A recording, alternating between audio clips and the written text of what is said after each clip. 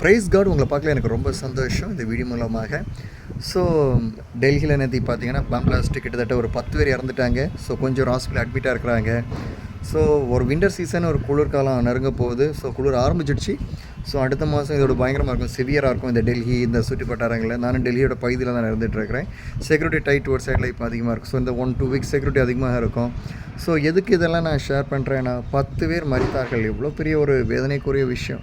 என்னென்ன எதிர்பார்ப்போடு போயிருப்பாங்க, என்னென்ன எதிர்பார்ப்போட சிலவங்க வேலை முடிச்சுட்டு வீட்டுக்கு போகிற வழியாக இருந்திருக்கலாம், இல்லை அவங்க ஃபேமிலியோட ஏதாவது பர்ச்சேஸ் பண்ணுறதுக்கு வந்த ஒரு சூழ்நிலையாக இருக்கலாம். 10 பேர் திடீர்ன்ற ஒரு மரணம் ஒரு பெரிய ஒரு தாக்கத்தை அதை ஏற்படுத்தியிருக்கு. அதுவும் இந்தியாவோட தலைநகரம் டெல்லியில்.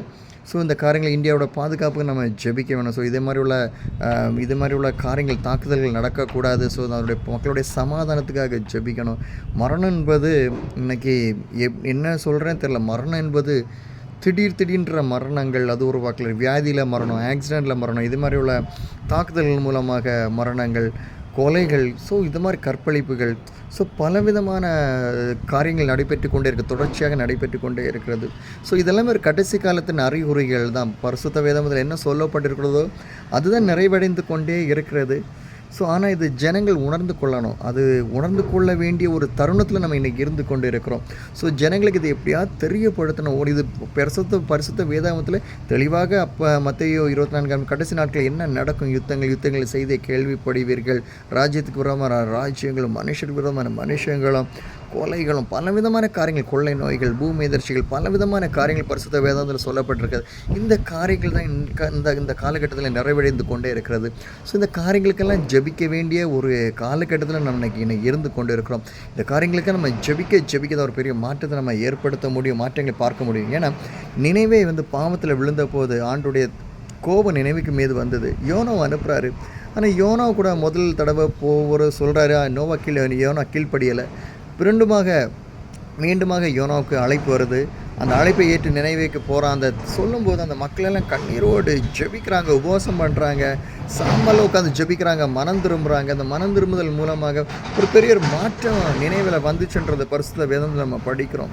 நம்முடைய இந்தியாவில் அப்படி ஒரு மனம் திரும்புதல் வராதா? அப்படி ஒரு ஜெபம், அப்படி ஒரு உபவாசம், அப்படி ஒரு தாழ்மையான ஜெபம் தேசத்தில் வராதா? ஸோ நம்ம இன்றைக்கி ஆண்டோட சமூகத்தில் கேட்கணும். அது மாதிரி உள்ள திருச்சபைகள் மாறணும்.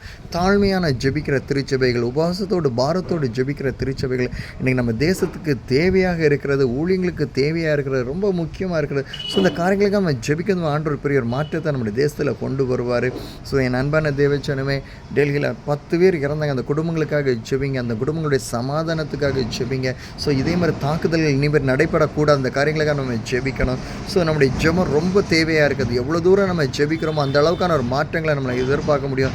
எந்த அளவுக்கு ஜெபிக்கிறோமோ அந்த அளவுக்கான ஒரு அற்புதங்களை பார்க்க முடியும். எந்த அளவுக்கு ஜெபிக்கிறோமோ மனம் திரும்புதலை பார்க்க முடியும். எந்த அளவுக்கு ஜெபிக்கிறோமோ ஒரு ரெட்ஷிப்பை பார்க்க முடியும். ஸோ ஜெபந்த மாற்றங்களை உருவாக்குமே தவிர வேறு எது மாற்றங்களை உருவாக்காது. ஸோ எந்த அளவுக்கு நம்மளால் ஜெபிக்க முடியுமோ அந்த அளவுக்கு தொடர்ந்து ஜெபிங்க. தேசத்துக்காக ஜெபிங்க, குறிப்பாக நம்முடைய இந்திய தேசத்துக்காக ஜெபிங்க. ஏன்னா சுவிசேஷம் என்மேல் விழுந்த கடமை என்று பரிசுத்த வேதம் சொல்கிறது. தேசத்துக்காக ஜெபிப்பது அது என்மேல் விழுந்த கடமை, உங்கள் மேல் விழுந்த கடமை. அதிலிருந்து யாரும் தப்பித்துக் கொள்ளவே முடியாது. அதுக்காக தான் ஆண்டவர் நமக்கு ஒரு வாய்ப்பை நமக்கு உருவாக்கி கொடுத்துருக்காரு. ஒரு வேளை நீங்கள் சொல்லலாம், நான் ஒரு பிஸ்னஸ் மேன், இல்லை நான் வேலை செய்கிறேன், இல்லை ஒரு ஐடி ஃபீல்டில் இருக்கேன், நான் ஒரு காலேஜில் படிக்கிறேன், ஒரு லெக்சராக இருக்கிறேன், இல்லை நான் ஸ்டூடெண்ட்டாக இருக்கேன், நீங்கள் என்ன வேணாலும் சொல்லிக்கலாம். ஆனால் சுவிசேஷம் உங்கள் எல்லார் மேலே விழுந்த கடமை என்பதை பரிசுத்த வேதம் தெளிவாக சொல்லிக்கிறது. ஸோ பைபிள் என்ன சொல்லியிருக்கோ அதை செய்வதற்கான கடமையில் இன்றைக்கி நம்ம இருந்துகிட்ருக்கிறோம். அதை செய்யணும் நிச்சயமாக. ஸோ இந்த காலங்களுக்காக, இந்த காலநிலை சூழ்நிலைக்காக ஜெபித்துக் கொள்ளுங்கள். கர்த்தர் பெரிய ஒரு மாற்றத்தை உருவாக்கணும். தொடர்ந்து நானும் ஜெபிக்கிறேன். என்னால் முடிந்த அளவுக்கு, என்னால் ஜெபிக்க முடிந்த அளவுக்கு நானும் ஜெபிக்கிறேன். ஆண்டவர் எப்படியோ என் தேசத்தில் ஒரு மாற்றம் வராதா? எப்படியோ ஒரு ரட்சிப்பு வரும், என் தேசத்தில் ஒரு எழுப்புதல் வராதா? தொடர்ந்து என்னால் முடிந்த அளவுக்கு என்ன ஊழியங்களை நான் செய்து கொண்டிருக்கிறேன். சார் குளிர்காலங்கமாக இருக்கிறனால என்னோடய ஊழியத்துக்காக, என்னுடைய பயணத்துக்காக நீங்களும் ஜெபித்துக் கொள்ளுங்கள். உங்களுக்காக நான் ஜெபித்துக் கொள்கிறேன். உங்களுடைய ஜெபக்குறிவை என்னுடைய வாட்ஸ்அப்பில் நீங்கள் அனுப்பலாம். அது இல்லாமல் இந்த மெசேஜ் கூட நீங்கள் பார்த்தீங்கன்னா கமெண்ட் கூட நீங்கள் பண்ணலாம். மற்றவங்களுக்கு இதை ஷேர் பண்ணுங்கள். ஸோ ஏன்னா இந்த மாதிரி உள்ள ஜெப யாத்திரை எனக்கு இந்தியாவில் கிடையாது. ஸோ இன்றைக்கி இது மாதிரி சைக்கிளில் போய் ஜெபிக்கிற ஒரு பாரமுள்ள ஜெப யாத்திரைகள் இன்றைக்கி யாருமே பண்ணுறது கிடையாது. ஸோ அது ஏன் நம்ம செய்யக்கூடாது? ஒரு அவர்னஸ் ஏன் உருவாக்கூடாது? திருச்சபையில் ஒரு ஜெபத்துக்கான அவர்னஸ், ஒரு சுவிசேஷத்துக்கான ஒரு அவர்னஸ், ஒரு மிஷினரி ஊழியத்துக்கான அவர்னஸை நம்ம ஏன் பண்ணக்கூடாது? ஸோ செய்யணும் இல்லை? ஸோ அது இயேசு செய்த மாதிரி ஏன் நம்ம செய்யக்கூடாது? இயேசு நடந்து போய் ஊழியம் செய்தார், படகுல போய் ஊழியம் செய்தார், இயேசு கிறிஸ்துவும் தாழ்மையை ஊழியம் செய்தார்ல. இன்றைக்கி ஏன் நம்ம அப்படி செய்யக்கூடாது? ஸோ கண்டிப்பாக நம்ம செய்யணும். கிறிஸ்துக்காக இழந்தவர்கள் அநேகர் உண்டு. ஆனால் இழந்தது உலகத்தில் தான், பரலோக ராஜ்யத்தை கிடையாது. நாங்கள் கிறிஸ்துக்கு எங்கள் வீடு, எங்கள் சொத்து, எங்கள் அந்தஸ்து எல்லாத்தையும் நாங்கள் விட்டு விட்டு வரோன்னா, எங்களுடைய மகிமை எங்கே இருக்குன்னா அது பரலோகத்தில் இருக்குது. ஸோ அதை எதிர்பார்த்து நாங்கள் ஓடிட்டுருக்கோம். நிச்சயமாக அந்த மகிமையை நாங்கள் சந்திக்க போகிறோம். ஸோ அன்பான தேவ ஜனமே, தொடர்ந்து ஜெபிங்க. இந்த ஊழியத்துக்காக கர்த்தர் உங்களை ஆசீர்வதிப்பாராக.